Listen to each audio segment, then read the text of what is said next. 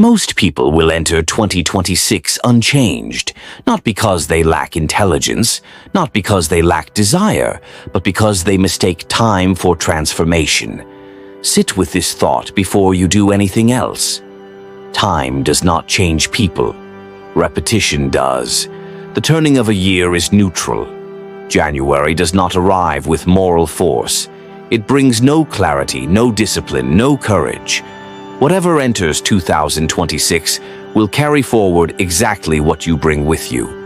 So this reset does not begin with ambition. It begins with honesty. Step 1. End what is already over. Before you decide what to pursue, decide what you are finished carrying. Most people attempt to build a future while emotionally living in the past. They plan forward while rehearsing old disappointments, betrayals, failures, and identities that no longer fit. This creates inner resistance that no amount of motivation can overcome. Ask yourself plainly, what am I still holding on to that no longer deserves my energy? This may be resentment, it may be guilt, it may be a version of yourself you thought you would have outgrown by now. Do not judge it, simply acknowledge it. Closure is not forgetting, it is concluding. The mind cannot fully engage a new direction until the previous one has been completed. Psychologically, unfinished emotional loops consume attention. Philosophically, they dilute agency. Write down what you are done carrying. Not what hurt you, what you are done repeating. Then make a clear internal statement. This chapter has taught me what it could. I no longer require it. Endings create capacity. Without them, new intentions have no room to take root. Step 2. Choose identity over desire. Do not ask what you want in 2026. Desire is unstable. It changes with mood, comparison, and fear. Instead, ask, who must I become to live well, regardless of outcome? The Stoics did not chase results. They trained character, because character governs action even when conditions are unfavorable. Define one identity you are willing to embody consistently this year. Not a title, a standard. Examples: a disciplined person does not negotiate with impulse.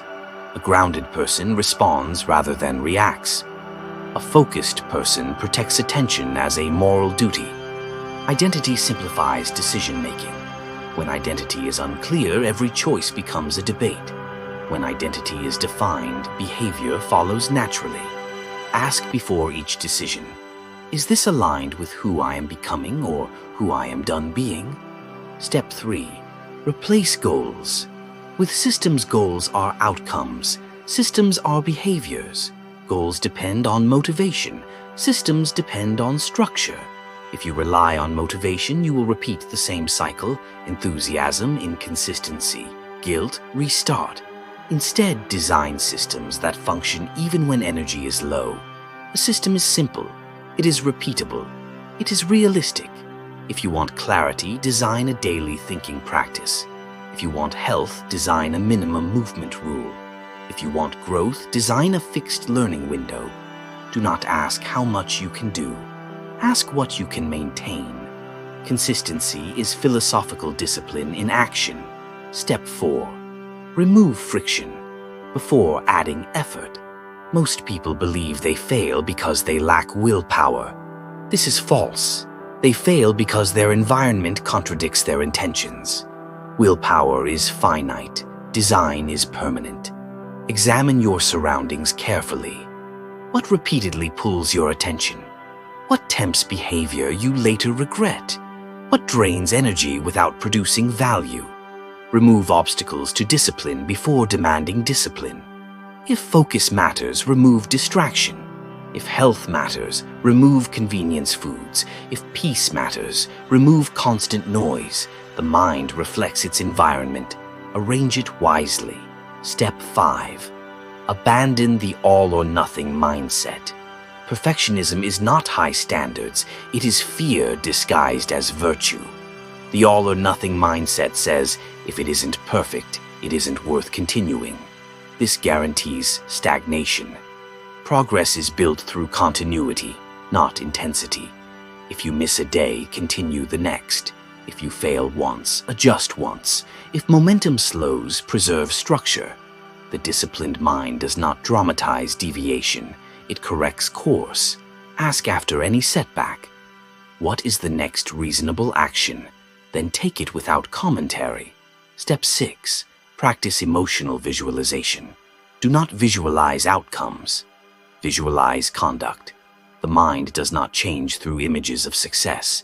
It changes through emotional rehearsal of effort.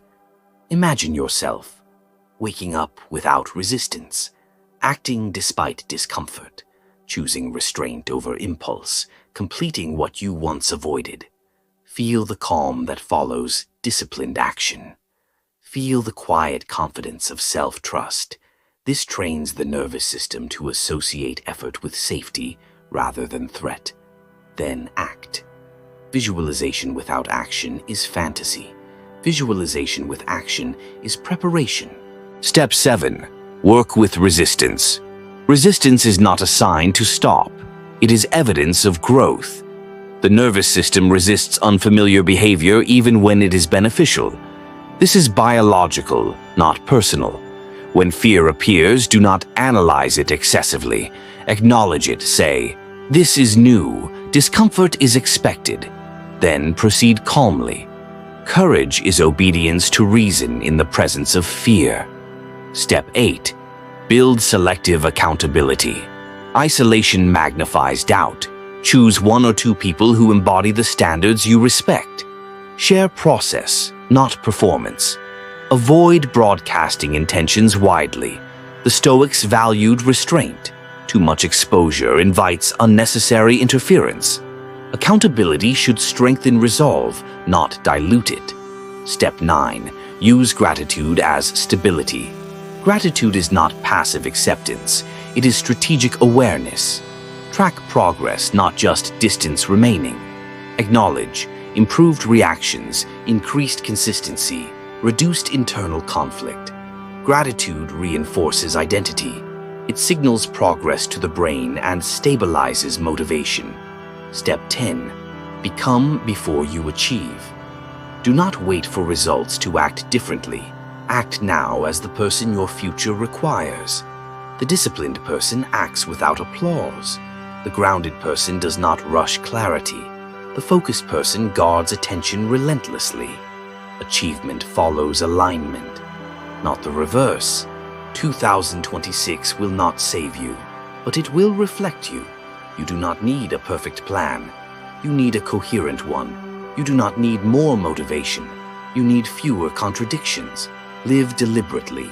Act consistently. Return to reason daily. And remember, you are not shaped by what you intend once, but by what you tolerate repeatedly.